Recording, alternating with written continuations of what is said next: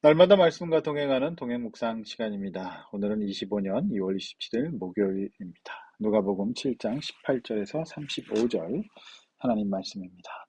어제 본문에서 예수님께서는 백부장의 순수하고도 깨끗한 믿음을 보시고 이스라엘 중에서 이만한 믿음을 만나보지 못했다고 말씀하셨죠.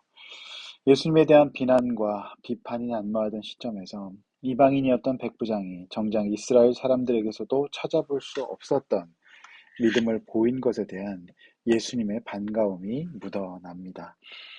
이제 2월도 오늘을 포함해서 이틀밖에 남지 않았습니다. 세월이 참 빠릅니다.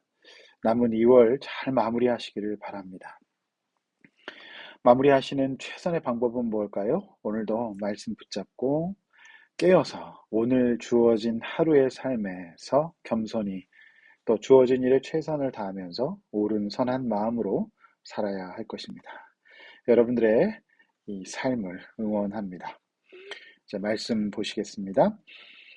요한의 제자들이 이 모든 일을 그에게 알립니다. 요한은 지금 감옥에 있습니다. 권력자들에게 부당한 미움을 받고 감옥에 들어가 있었고 언제 풀려날지 모르는 답답한 상황이었습니다. 면회를 간 제자들이 예수님의 사역을 보고했고 요한은 예수님께 제자들을 보내어서 이렇게 말하죠.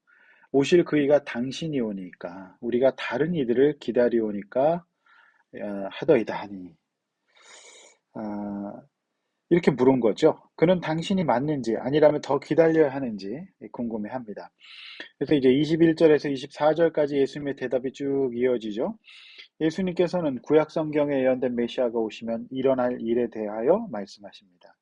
질병과 고통과 귀신 들린 자가 고침받고 보지 못하던 자가 보게 되고 이러한 사실을 요한에게 전하라 이렇게 말해주고 계십니다. 나병 환자가 깨끗함을 받고 귀먹은 사람이 듣고 죽은 자가 살아나며 무엇보다도 가난한 자에게 복음이 전파된다. 가난한 자에게 복음이 전파된다. 이렇게 말씀하셨잖아요. 22절 말씀입니다. 25절 중요한 말씀인데요. 뭘 보러 나갔느냐 이렇게 물어보시죠. 네. 그래서 23절에 있는 말씀, 누구든지 나로 말미암아 실족치 아니하는 자는 복이 있도다. 이렇게 말합니다. 이제 25절 이하에 나와 있는 24절에 너희가 뭘 볼 것인가? 그래서 지금 헷갈리는 세례 요한과 제자들이지요. 그래서 23절 말씀 중요한데 누구든지 나로 말미암아 실족하지 아니하는 자는 복이 있다. 무슨 말입니까? 내가 하나님의 아들 예수 그리스도 메시아라는 것을 깨닫지 못하거나 믿지 못해서 실족하지 않는 자가 복이 있다라는 말씀이잖아요. 따라서 오늘 이 본문이 주는 교훈은 무엇일까요? 지금 요한은 감옥에 있습니다. 자, 하나님의 나라를 예비하는 자로 유의미한 사역을 했던 그가 억울한 감옥 생활이 길어지고 있는 상황이었습니다. 요한이 생각하기에 만약 예수님이 하나님께서 이 땅에 보내신 메시아라면 당장 지금의 이스라엘의 정치적 사회적 상황이 뒤집어지고 자신을 비롯한 양심 세력들이 해방을 맞이할 것으로 생각했던 것 같습니다. 그러니 예수님에 대해서 큰 기대를 걸었던 그 역시 인간이었기 때문에 우선 자신의 처지가 딱하고 마음이 급해지면서 예수님께 대한 확신과 판단이 서지 않았던 것이죠. 그렇습니다. 인간은 연약합니다. 하나님 나라를 자신의 눈으로 또 자신이 처한 처지와 감정과 환경의 눈으로 보게 되는 것이죠. 그러나 내가 힘들다고 하나님의 나라가 잘못되었거나 멈춘 것이 아니라는 말입니다. 그래서 우리는 실족하지 않아야 합니다. 실족하지 않는 자가 복이 있습니다. 하나님도 좋고 교회도 좋고 말씀도 좋은데 내가 당장 힘들고 어렵다고 해서 믿음의 확신도 흔들리고 내가 이 말씀대로 살아가는 것이 맞는가 이런 생각이 들 수 있습니다.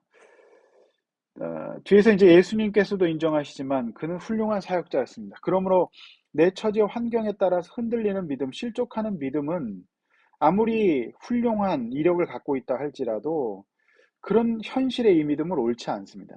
그 탁월한 세례 요한도 그랬다면 저와 여러분은 어떻겠습니까? 여러분 요즘 마음이 어떠십니까? 그래서 누구를 보내고 누구에게 뭘 물어보십니까? 여러분 우리 주님 살아계십니다. 흔들리는 나를 잡아주시고 실족치 않게 해달라고 오늘 이 말씀 앞에서 기도하심이 오늘 우리가 해야 될 적용인 것입니다.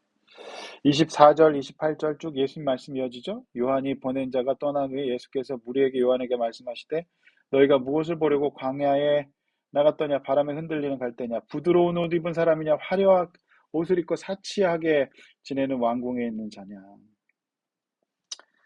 아, 여러분 그들은 왕궁에 있다. 세례 요한은 예수님 앞에 보내신 하나님의 일꾼으로서 예수님이 오실 길을 예비했습니다. 그는 여자가 낳은 자 중에서 가장 큰 자라고 인정해 주십니다. 그렇죠? 그래서 여자가 낳은 자 중에 요한보다 큰 자가 없다. 근데 하나님 나라에서는 극히 작은 자라도 그보다 크다라고 말씀하십니다. 만약 세례 요한이 기약 없는 감옥 생활에 지쳐 믿음을 잃어버린다면 아무 소용이 없다는 말입니다. 지금 세례 요한은 당대 가장 유명한 선지자였거든요. 유명한 사람이었습니다. 지금 당장 작은 자, 하나도 유명하지 않은 소자일지라도 그가 예수 믿고 구원받고 이렇게 믿음으로 산다면 하나님 나라에서는 세례 요한보다 더 크다는 말입니다. 그렇습니다. 유명한 자, 공부 많이 한 자, 능력 있는 자 세상에 있습니다. 저명한 신학자들도 많습니다. 그러나 예수님께 대한 순수하고도 깨끗한 믿음을 가진 자가 아니라면 하나님은 그런 사람을 큰 자라고 보지 않으십니다. 유명하지 않다고 할지라도 예수님을 믿고 흔들림 없는 신앙생활하는 한 명의 성도들, 무명의 성도를 가장 크게 보십니다. 그러므로 믿음이 있다면 다 있는 거고 믿음이 없으면 아무것도 없는 겁니다.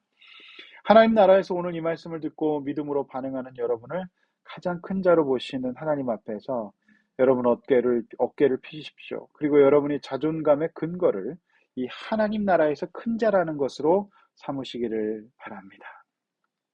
29절 모든 백성과 세리들은 요한의 세례를 받고 의롭다 했는데요. 예수님께서 이 세대의 사람을 무엇으로 비유할까? 이게 32절 유명한 말씀이죠. 장터에 앉아 서로 불러 이르되 우리가 너희를 향하여 피리를 불어도 춤추지 않고 우리가 곡하여도 울지 아니함과 같다. 유명한 말씀입니다. 29절 30절의 기록처럼 당시 사회 공로는 분열되어 있습니다. 의견이 달랐습니다. 예수 그리스도 앞에서 생각과 판단을 하지 않고 인간들이 주인된 세상의 공로는 분열될 수밖에 없습니다. 제각각 생각이 다르기 때문입니다. 그래서 31절 이 시대를 향한 진단으로 예수께서는 32절에서 피리를 불어도 춤추지 않고 울어야 할 때 울지 않는 영적 무감각의 시대라고 정의하셨던 것입니다. 인류의 구원을 위해 이 땅에 오신 예수 그리스도를 향한 당시 사람들의 태도를 이렇게 한마디로 정의하신 것이죠. 영적으로 완전히 무감각해진 그들은 이제 반응해야 합니다. 33절, 34절 세례 요한이 와서 떡도 먹지 아니하며 포도주도 마시지 아니하며 너희 말이 귀신 들렸다 하더니 인자는 와서 먹고 마시며 너희 말이 보라 먹기를 탐하고 포도주를 즐기며 세리와 죄인의 친구로다 하되 이 세리와 죄인의 친구로다라는 말씀이 예수님의 이제 별명으로 불려졌던 것이죠. 33절, 34절 보셨듯이 이들은 세례 요한도 귀신 들렸다고 했고 예수님에 대해서도 이렇게 평가절하했습니다. 먹기를 탐하고 포도주를 즐기며 무엇보다 세리와 죄인의 친구.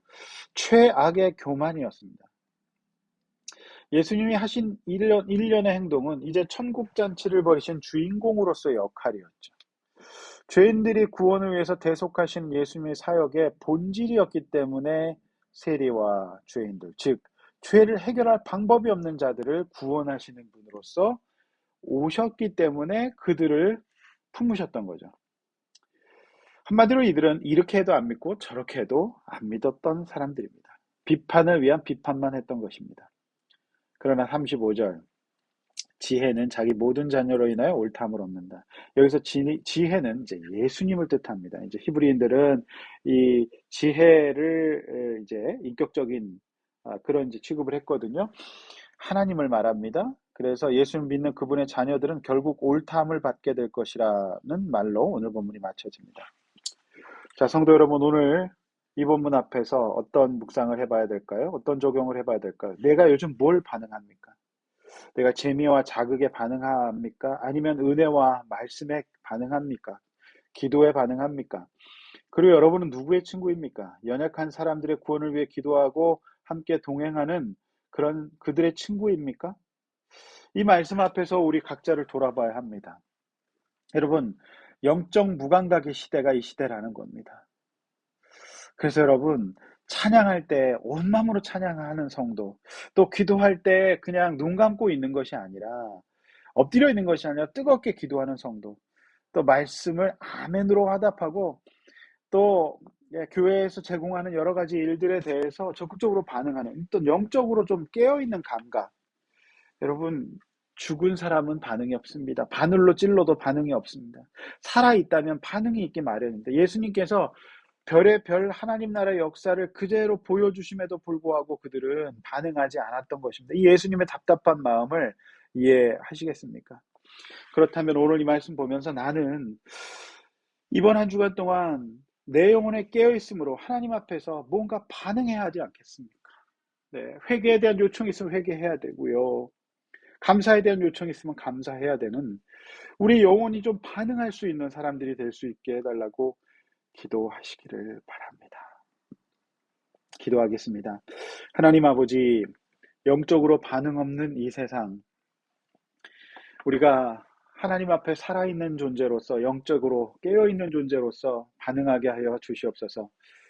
그러나 세례 요한은 정말로 유명하고 훌륭한 사역자였고, 여성의 모태에서 나온 자 중에 가장 탁월한 자라고 하였지만, 오늘 이 감옥 생활이 길어지고, 또 그가 생각했던 신학과 생각, 그가 생각했던 가치관, 이게 급진적인 하나님의 나라가 임할 것이라고 여겼지만 그가 기약 없는 감옥 생활이 길어지면서 그 신앙도 다운되고 이제 헷갈리는 지경에 이르는 것을 봅니다. 우리는 이렇게 연약합니다. 우리 신앙은 참 이렇게 연약합니다. 과거에 내가 뭘 했고 처녀 때 뭘 했고 총각 때 뭘 했더라도 지금 신앙이 없으면 없는 겁니다. 아버지 하나님 깨어있게 하여 주시고 내 감정과 내 생각과 내 환경으로 하나님을 보지 않게 하여 주시고 오직 말씀 붙들고 믿음으로 주님 말씀에 반응하는 우리 되게 하여 주시옵소서. 이제 오늘부터 또 주말을 살아갑니다. 이제 내일 금요일 또 토요일 주일 오는데 영적으로 깨어있는 영적 감각이 살아나는 이번 주간 될 수 있도록 도와주십시오. 이 모든 말씀 우리 주 예수님의 이름으로 간절히 기도하옵나이다. 아멘.